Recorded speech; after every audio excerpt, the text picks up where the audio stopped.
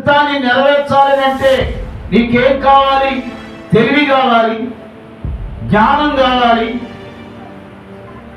వివేచన కావాలి. ఈ మూడు కూడా దేవుని చిత్తాన్ని నెరవేరుస్తాయి.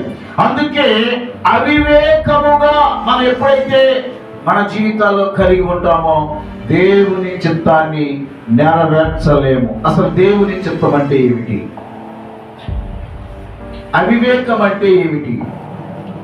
ఈ రెండింటిని మనం చూసి కొద్దిసేపు వాక్యములోనికి మనము ముందుకి కొనసాగుతాం. ఎఫెసీయులకు రాసిన పత్రిక 5వ అధ్యాయము 17వ వచనాన్ని దేవుని నామములో మనం జ్ఞాపకం చేసుకుందాం. ఎందు నిమిత్తము మీరు అవివేకులు కాక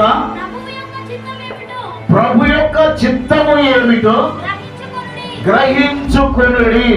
ఎఫెసీ సంఘము చదువుకున్న వారు ఉన్నారు, ధనవంతులు ఉన్నారు, పేదవారు ఉన్నారు, లేని వారు ఉన్నారు, జ్ఞానం కలిగిన వారు ఉన్నారు, తెలివి కలిగిన వారు ఉన్నారు, వివేచన కలిగిన వారు ఉన్నారు.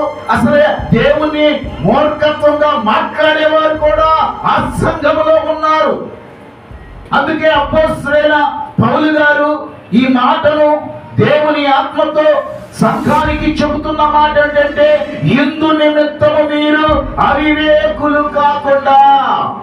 అవివేకులు అంటే నాకు సర్వము తెలుసు, నువ్వు చెప్పేది నేను వినను, నాకన్నీ తెలుసు, కనుకనే నాకన్నీ ఒకరు చెప్తే నేను వినేవాడిని కాను అనే మనస్సు ఎవరికైతే ఉంటుందో దేవుని బిడ్డలారా, వారిని అపోస్తలుడైన పౌలు గారు ఏమంటున్నారంటే, ఒరే నాయనా, నీవు అవివేకిలాగా ఆలోచించమాక, దేవుని యొక్క చిత్తాన్ని నెరవేర్చగలిగిన ఆ మాటలను నీవు గ్రహించు.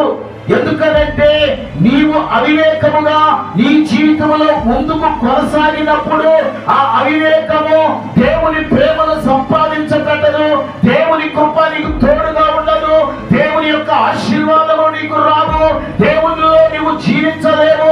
ఎందుకనంటే అవివేకము ఎక్కడ ఉంటుందో దేవుని ప్రేమ అక్కడ ఉండదు. కనుక నీవు అవివేకముగా ఉండవద్దు.